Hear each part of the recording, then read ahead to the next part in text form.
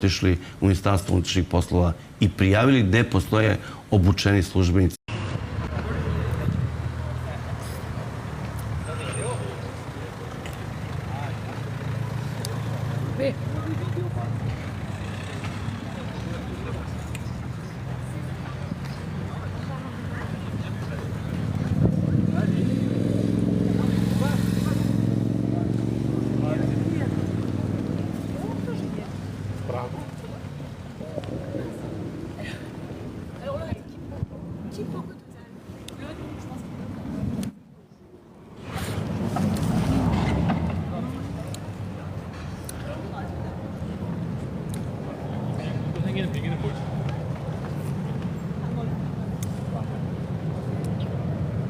Ko šuma jedem ovaj sladoled.